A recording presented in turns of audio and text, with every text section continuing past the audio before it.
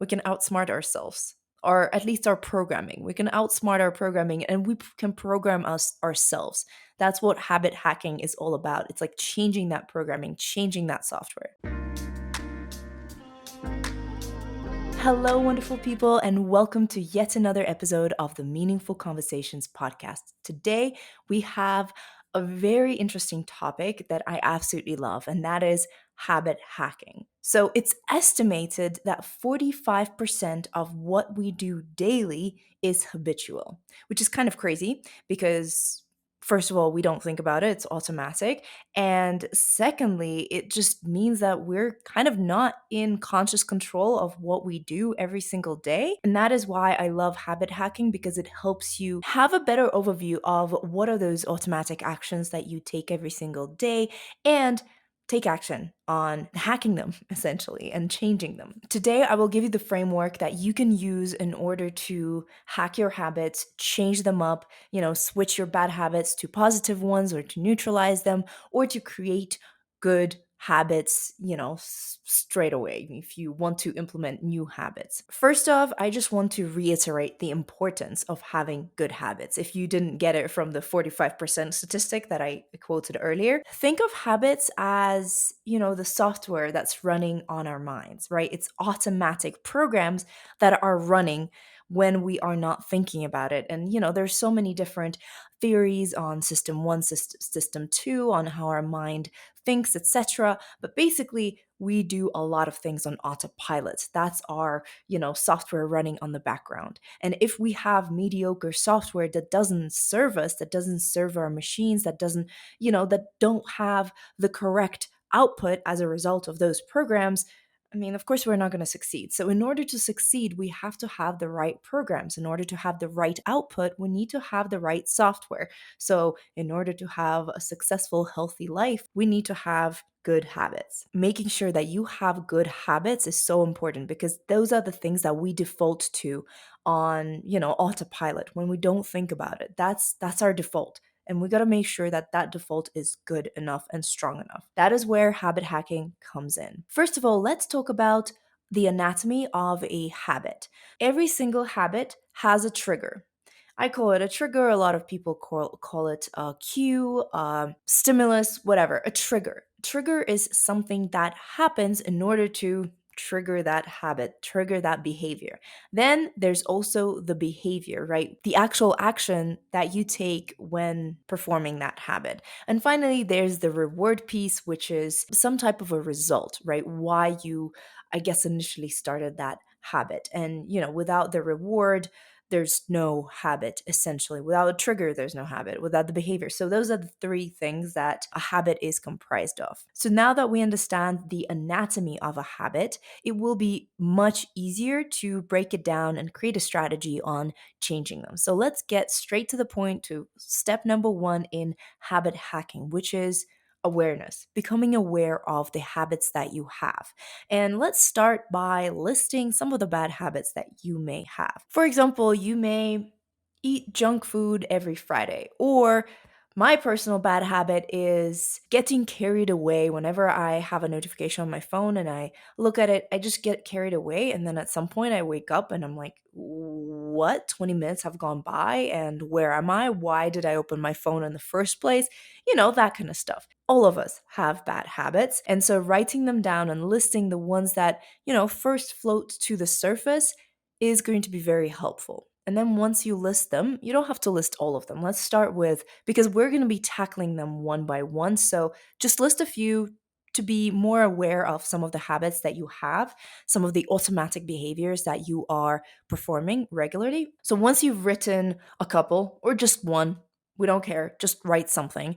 Let's break it down into the three different parts of the anatomy, right? What is the trigger? For me, in my phone notification thing is the phone notification on my phone. Or, for example, in the Friday junk food example, it's Friday has arrived. Friday evening has arrived and you have nothing to eat. The behavior then in the example of my phone, I pick up my phone and I start scrolling and I just forget what I was doing.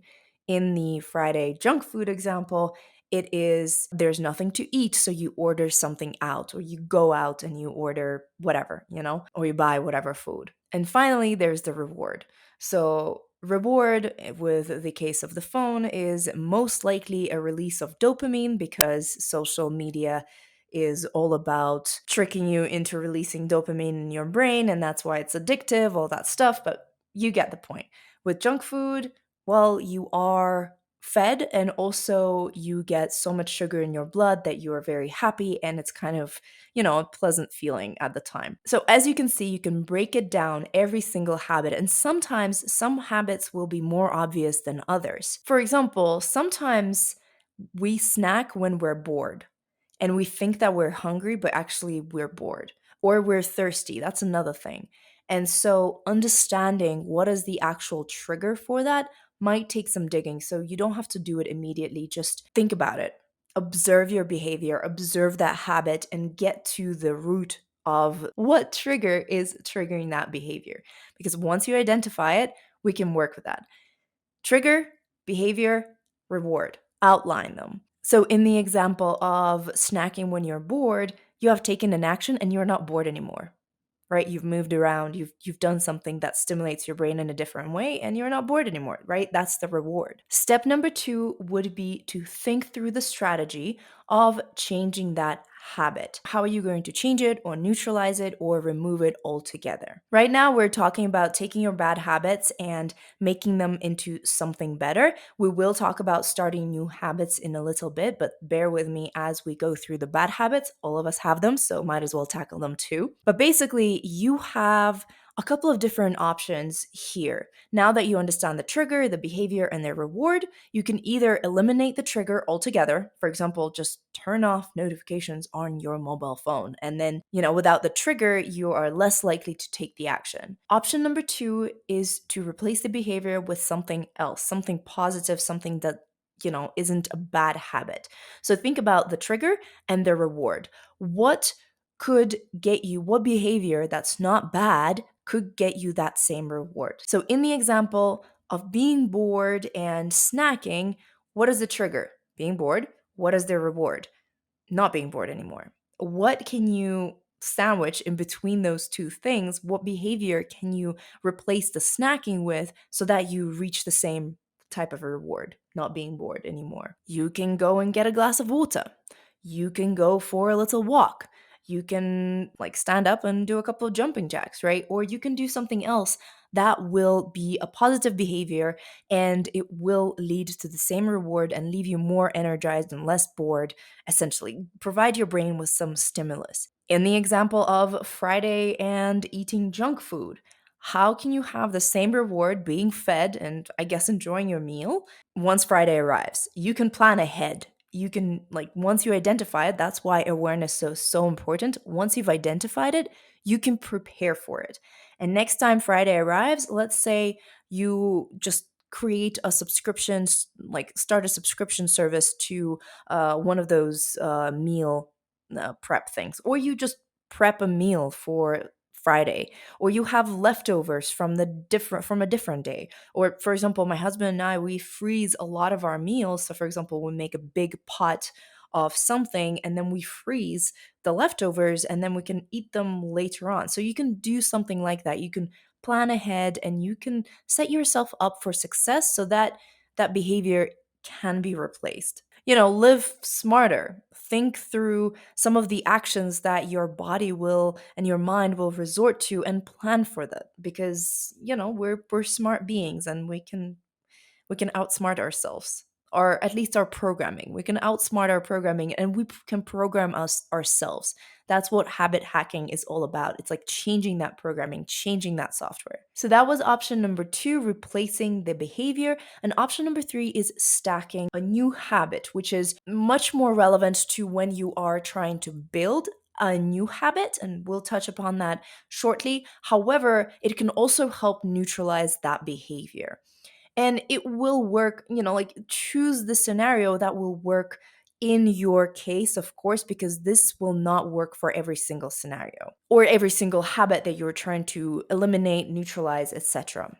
Habit stacking basically uses that same trigger that you have and attaches a positive behavior that neutralizes that habit, or just, adds a new habit on top of a trigger that happens regularly, and that helps create a habit because every habit needs a trigger. I will give you an example of one of the habits that I have neutralized. So it was a bad habit that I have neutralized by attaching, by stacking a different behavior that in the end ended up replacing that negative behavior. And for me, that was associated with my self esteem. I had to look up this word. I spent a bunch of time in Russia, and my brain just doesn't know which language to operate in. It was linked to my self esteem. I realized through a conversation with a friend that every single time I look at myself in the mirror, I find something to criticize. My self esteem was really low at the time, and I realized that that was happening, and it's definitely driving it further and further and further down. Every single day, I'm just hammering at myself, hammering at my self esteem, and just chipping it away. So I decided, because at the time I was reading a book that was talking about attaching positive behaviors to negative triggers, and I was looking for triggers, so I found one. Looking at myself in the mirror, I attached a positive habit to that trigger. I stacked it up. Basically, I started giving myself a compliment. So every time I looked at myself in the mirror, I would habitually find something that's wrong with me, and then I would compliment myself on something. And it can be something like, oh, I like the way your hair looks, or I like the sparkle in your eye. Like something small. It doesn't have to be crazy outrageous. Just find one thing to compliment yourself on. And it felt really weird. I'm not going to lie. For the first month, it was so cringy. And maybe for the first 2 months, I didn't notice how long it took. I just remember cringing every single time I looked at myself in the mirror, and sometimes I even avoided looking at myself in the mirror because it felt so weird to complimenting myself while I was just, bringing myself down every single time, and I didn't believe in, like it was that like weird feeling where I'm like, you look like trash, but look at your eyes, they're beautiful. It felt really strange. But once that became a habit, I didn't even notice it, but the complimenting replaced the negative self talk. And I still do that. I still find something to compliment in my appearance every time I look in the mirror, every time I have that trigger.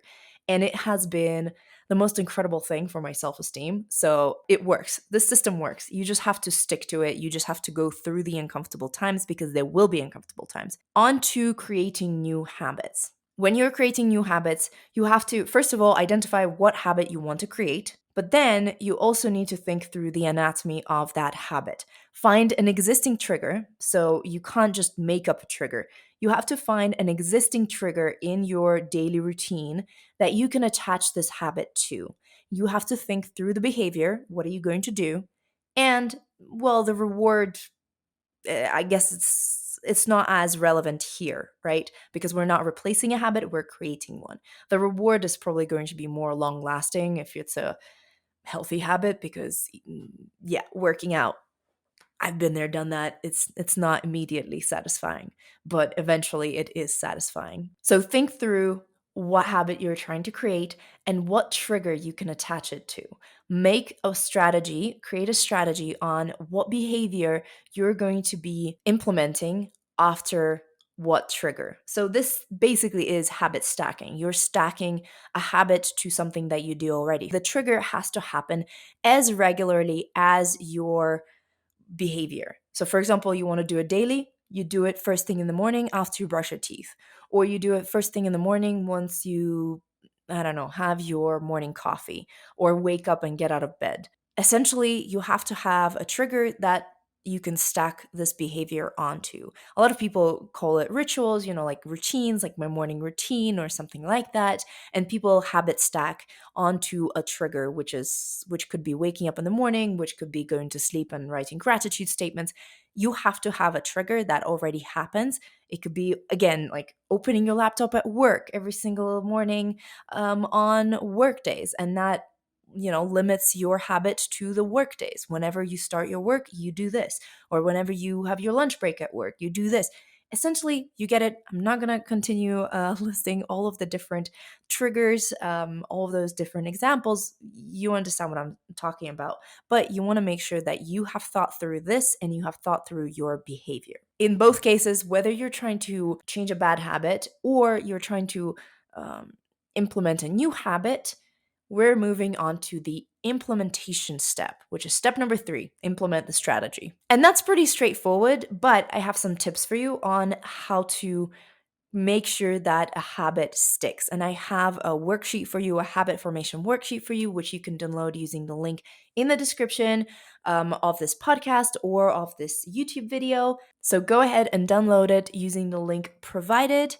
But in the meantime, let me go through some of the tips that I have for you, which are they're all outlined in the workbook as well. So if you download it, you don't need to take notes essentially. First of all, we want to make sure that you start small, right? You don't want to overwhelm yourself with something big, something, unattainable, something that just makes you feel like a failure. We want small, quick wins so that you are getting that dopamine, so that you're happy with yourself, and that keeps you going. Start small and start with one habit. We're not trying to implement all of the different things. I mean, you have your lifetime to hack all of your habits, to change your bad ones, to start a new one. Let's just start with one at a time, and then once you feel comfortable that it has become automatic, we're going to implement the other ones. But start small. Think through what you can do that will start getting you there. Don't, for example, if you are trying to work out, like regularly. Start small. Start with exercises that feel comfortable to you, that, challenge you, but don't challenge you to the point of exhaustion. Like you want to make sure that you start with a level that you need to be at the moment. And don't start working out, I don't know, 5 days a week straight away. Start with 3 days a week or something like that, something more attainable. Start small. The next step is make sure that you do it continuously for at least 30 days.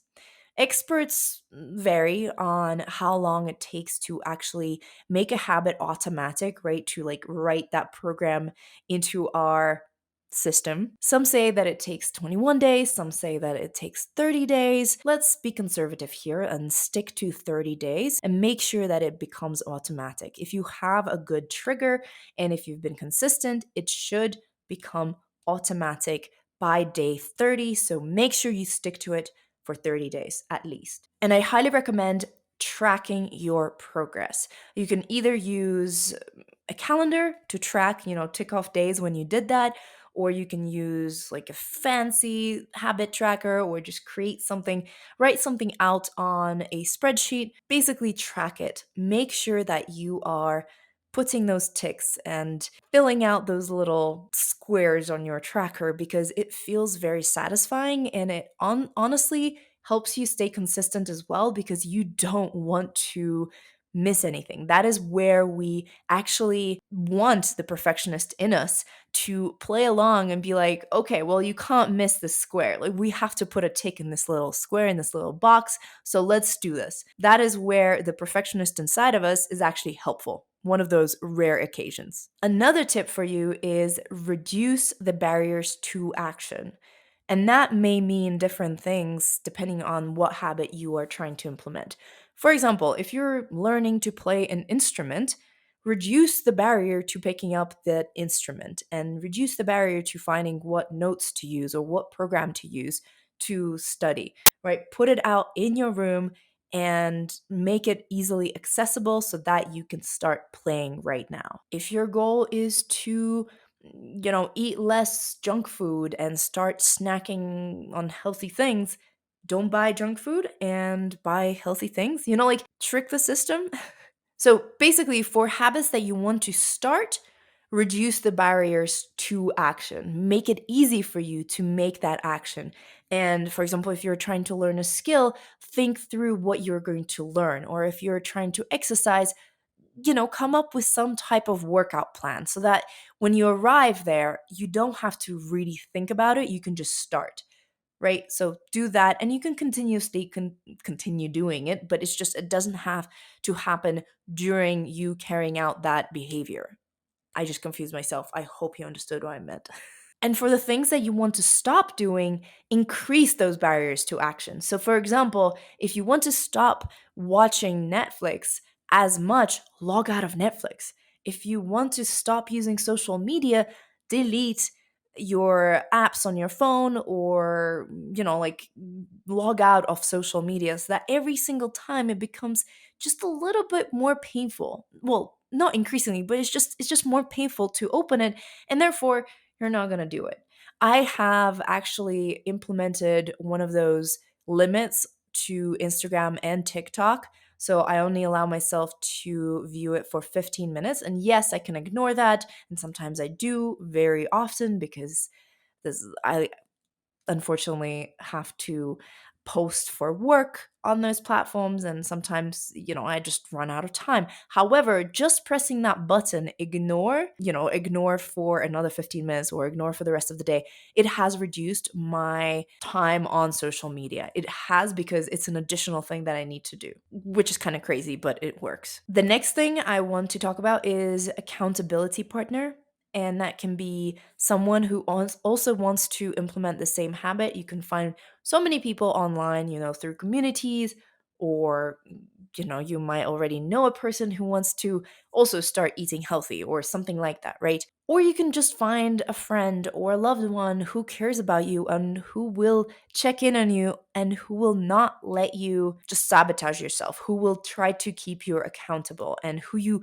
trust to keep you accountable. So find an accountability buddy and make sure that if you're doing it at the same time, you have regular check ins, or if you have another person, just ask them to, a person who's not necessarily implementing this habit, just ask them to check in regularly, and hopefully they will do it for you. The next one is also a big one: change your attitude towards this action. I know a lot of us don't think that, let's say, health food is particularly tasty, or that working out is fun. Yeah, sometimes it sucks, but if you go into it with a bad attitude, you're not going to enjoy it at all. However, if you do work on your attitude and find things that you actually enjoy and do them and not treat it from a negative standpoint, it will make the process easier for you for sure. So change your attitude towards it by either adjusting the actual action or the recipes or whatever. Like, you can find so many different ways if you want to, and changing your attitude, like, part of it is actually wanting to take an action and being invested in it enough to take that action. Or just change your attitude. You can change your attitudes through affirmation statements, gratitude statements, all of those things. They can help you with your attitude when it comes to this habit. And the final two things that I want to talk about, the final two tips are: first of all, don't be so hard on yourself if you miss a day or two. It's not an all in or all out. It's not a resolution. This is a habit that we're building for the long term. This is not a sprint, it's a marathon. You're doing it for you. You're not doing it for me. You're not doing it for your accountability partner. You're doing it for you. There's a reason why you want to either change this habit or implement this habit. Remember why you started it. And if you miss a day, it's okay. If you miss 2 days, 3 days, it's okay. I mean, try not to. Don't do it on purpose. But if you miss a day, you don't have to just forget about it and quit. No, we're not quitters here. We are doing it for ourselves. And that's a long game. Sometimes there's bugs in the software. So, I mean, of course we care, but then at the same time, we don't quit. Don't quit. And finally, celebrate your milestones. Think through some of the milestones that you want to highlight. For example, a month of doing it, 3 months of doing it, 6 months of doing it, like 6 months of working out, or maybe you've reached a certain level physically, or with your instrument playing, or with your, I don't know, cooking skills, something like that. Just celebrate them. Make sure that you acknowledge what you've done for yourself. Make sure you acknowledge the control that you have over your life and over your habits and over your programming, because you do, and you're amazing, and you're going to create awesome habits and habit hack the bad habits that you may have. I believe in you. All right, so that was a lot. I hope you've enjoyed it and that it has been helpful. I hope that you will be creating and changing habits in order to optimize your environment, optimize your day to day, optimize those 45% of the time that you are basically doing things unconsciously, automatically every single day. We got to make sure that it's all optimized because otherwise we're not going to reach success with bad habits, right? So I believe in you. And yeah, let us know what you thought about this episode. Let us know what you think about the topic of habit hacking by leaving a comment below or shouting out on social media. You can find us as Stereotype Breakers or Stereotype Brokers on most platforms. Stereotype Brokers is Twitter. So just FYI. But thank you for being here. Make sure you subscribe to this podcast or YouTube channel, depending on what platform you're listening to this, watching this. And let's be friends on other social media. You can find us as Stereotype Breakers. Have a wonderful time the day you're currently experiencing. Bye.